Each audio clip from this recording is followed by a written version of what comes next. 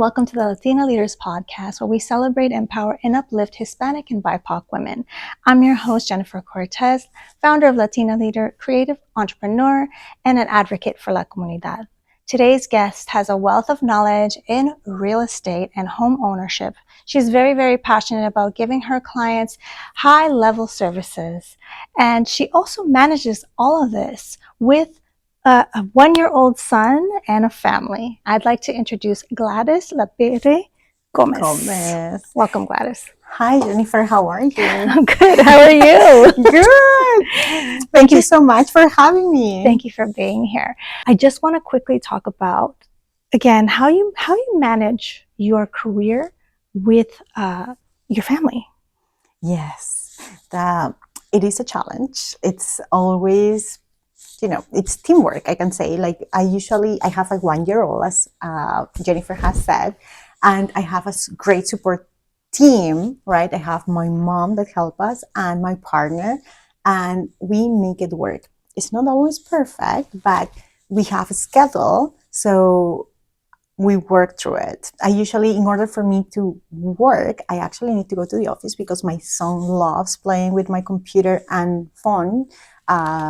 He thinks they're toys, and he doesn't let me work at home. So I pretty much have made a schedule for myself to go to work to the office certain hours so I can focus on my work. And then when I go back to the house, I have my role of mom. So yes. I just dedicate my time to him. So that way he doesn't feel that he's sharing or I'm neglecting him, let's say. 100%. And that's also good advice to separate work and personal life. Thank you for that. About your path to real estate, can you just tell us, how did you get there? What made you get into that career? Of course. So everything started when I was working at an office that I really loved with great people in the insurance industry, but I was working there for 10 years. Mm-hmm. And after 10 years, I felt that I needed some change. Therefore, I started to ask myself, what should I do with my life, right? What do I want to become? Who I want to be? And just asking myself these questions, I remember the time I studied different aspects of my life. And I remember the time when I bought my first home. And when I bought my first home, I had my team of people as well. This is a theme in my life, I think, that helped me. So I had my aunt, a friend, and my real estate agent. And the real estate agent had a great listing that it was a very affordable price 20 years ago. Well, less, maybe, I don't know. Let's say 14 years ago. And and she was looking for a buyer for this property. And my aunt said, well, maybe you can do it, Gladys. Why don't you think about it? And I was like, me? Buying a home? Yeah. Oh, that's such a huge responsibility. And I was afraid, right? It was something new. And we're always afraid of doing things that are new to us. Yeah. So my friend was like, but why are you afraid of it? You can just do it, try it out. And if it doesn't work for you, then you sell the home. It's not that you are committed for a lifetime. And I was like, that's right. So with their advice, I was able to buy my first home. And it was nerve-wracking at the beginning, but once you go into the flow of it, in reality, it's pretty much like renting, right? You're still paying your rent, you're still paying your bills. In this case, you have a little bit more responsibility because you have to keep up with the place, but it's not completely foreign to us, right? So once I was into homeownership, then I realized that it was easy and that I was afraid of the unknown, right? So going back to the time that I was looking what I wanted to do with my life, I realized that I wanted to help people go through the same experience and be the person who holds their hand through the process, right? And help them make decisions. Usually, as I say, like I have the core values that I have in my personal life and in my business, and they are working with authenticity, honesty, teamwork, and courage. Mm-hmm. So, and I think this translates a lot into buying your first home in this case. That's amazing. And the way that it happened for you. And I love that you had a support, basically team behind you. And so what advice would you give to those that want to own a home, that are maybe younger, maybe think that they're never going to get there? What's something that you would suggest to them? Yes. First of all, I would say, as you heard, I actually had a support team. And this support team, they all bought and sold homes. Like they all were like buying, selling, investing. So I heard this advice from the people that were doing it, right?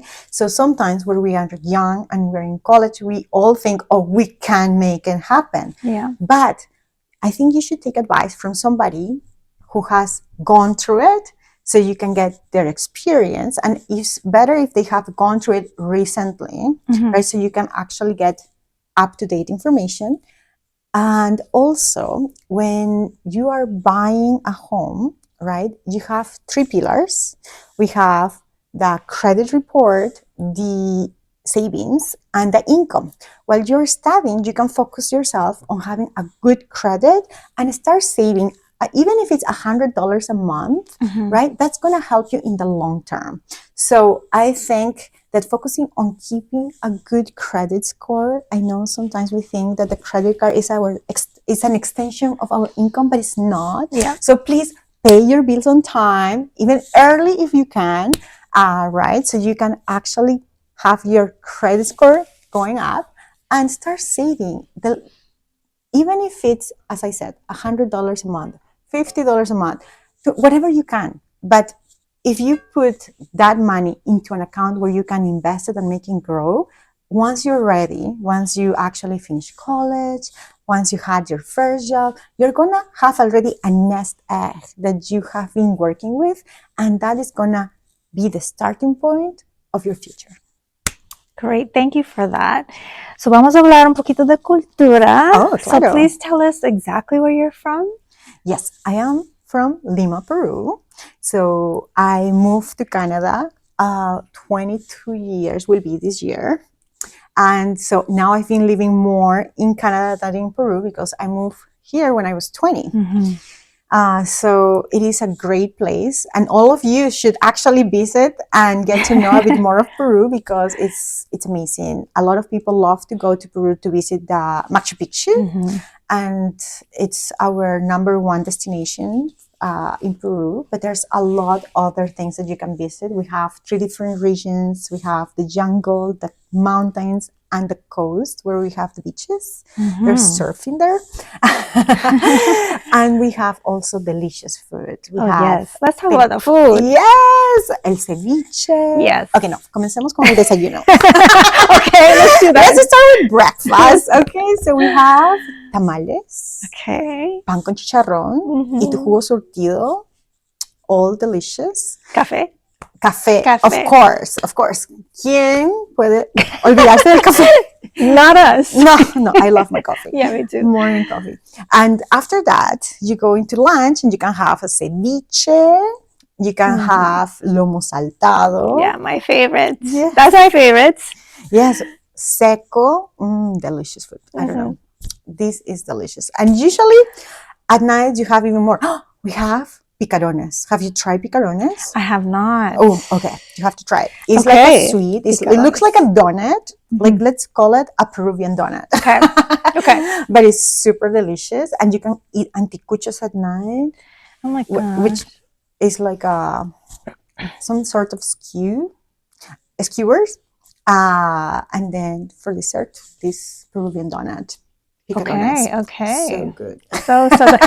And you know that when you go to Peru or any Latin American country or even Latin families, Hispanic families, the portions are bigger, right? Yes. The portions are bigger. And so, you know, our abuelitas, the way that they cooked, the way that mine specifically cooked, she actually cooked with like lard. like fats, okay? Yes. And that's how we grew up, you know, and there was like a big bowl of sopa first, and then came, and as a kid, it's like, wow, that's big portions, but yeah, I miss her cooking and I miss her, but Yes, you know what it's like. It's different, right? It's completely different. So you go to your abuelita's house and they start with the soup, then you have salad, and then you have actually your main dish, then you have dessert, and because they see and they say, oh, you're skinny, they keep feeding you. Yeah. Come más, come más. No, I'm okay. Ya me llené. No. As a kid, you know, later it's like, yeah, okay, sure. Give it to me. What else you have? yeah, what else you have, right?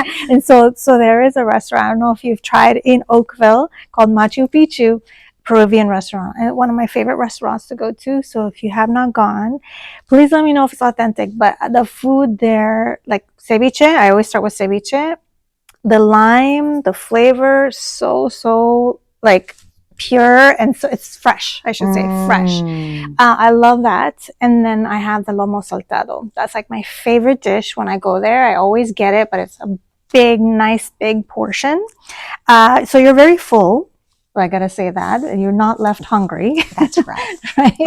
But I love it. So yeah. Yes, I'm gonna try it and I'll let you know. Yes. I've also tried in Toronto, the Inca restaurant. Oh, I have heard of it, but I've never been. Yes, I went there. Like they have one in Burlington, and now they open another one in Toronto. So and what do you think? I love it. Okay. Yes. So I'm gonna try the one in Oakville, but you have to try this one. And okay, I'm gonna try Inca, and I'll let you know how I feel about it. And it's called Machu Picchu. Yes, so, I'm gonna try Machu Picchu. That's amazing.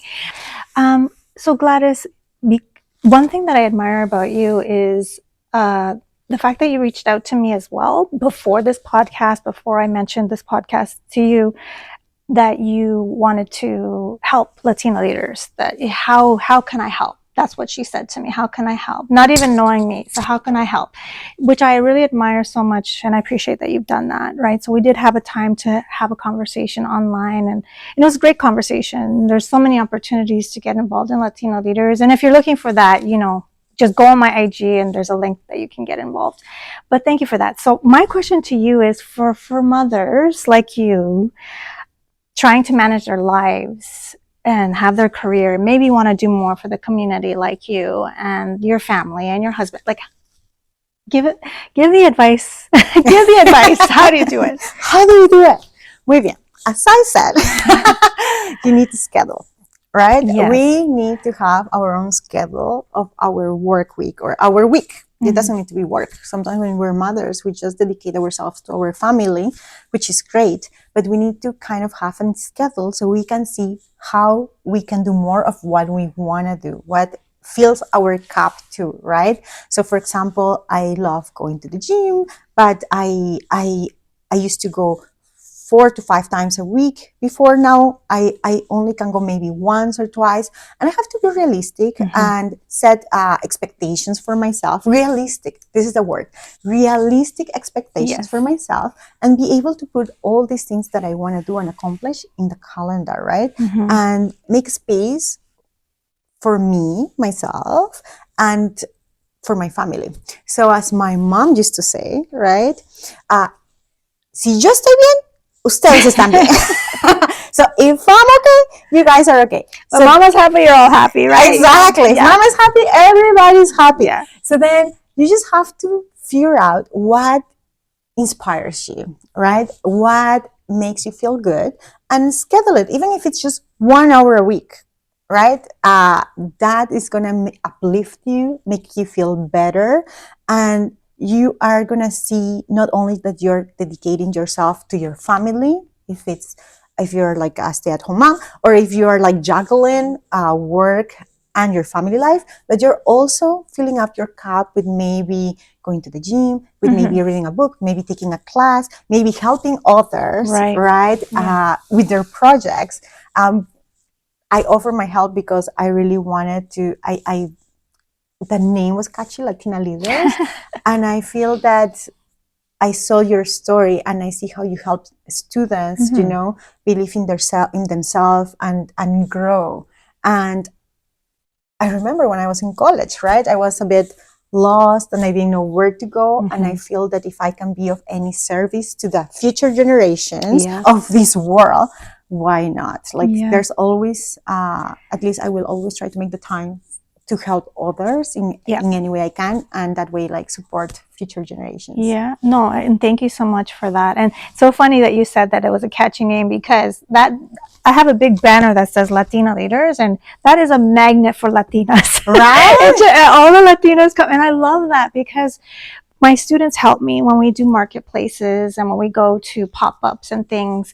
They help me, they're sitting there, but they also are meeting all these Latinas that they didn't even know, and it's like becoming a bigger and they're making new friends, and it's just really nice to see. Yes. Right? So, and I think it's because all Latina women are leader. Yes. Yeah, I think Latin women are natural leaders, right? Usually you lead your life, you lead in your home, right? And you're always trying to make decisions for you and your families. So it just comes natural, and that name just kind of pulls you into seeing what else you can get out of yourself. 100%. And we are proud Latinas, right? That's so right. that word is just like, yes, I am a Latina. I'm proud to be Latina. We are proud. And that's why we're doing this podcast, because we're proud to be Latina. That's right.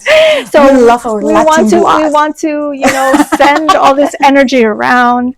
And yeah, no, that's great. So thank you for that. And the last thing I think I want to ask you before we end today is, of course, advice that you would give to students that you were talking about when you were your age. What would you say to yourself if you look back to my younger self? To your younger self. We're so different when we're young, and it's okay to, be what we were. That's the only way we get to where we are.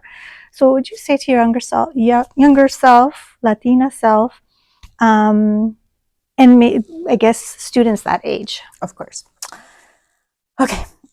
There's a couple of things. Number one, I remember when I was in college and I asked for OSA. I guess you guys will be aware of if you guys are taking that student loan, right?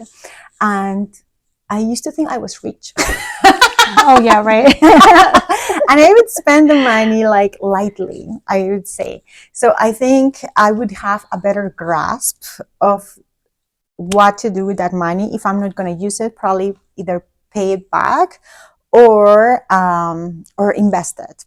I know, like through the conversations that I've had, I was like talking to someone who was going through school, and she did get OSAP to go through school, but some of the money that she actually got, right, she put it in a TFSA, and she was investing it, so she was growing it while she had it, and she knew that once she finished studying, she will pay it back, but she will get the earnings, right? So that was a smart move from her part. Yeah. So thank you for sharing that, Gladys, and thank you for being on today's show. Where can we find you? Of course. You can find me on Instagram at Gladys Realtor, and I also have Facebook and LinkedIn, which is all under my name, Gladys Lapeyre. And what else? I have my email. I don't know if you need that.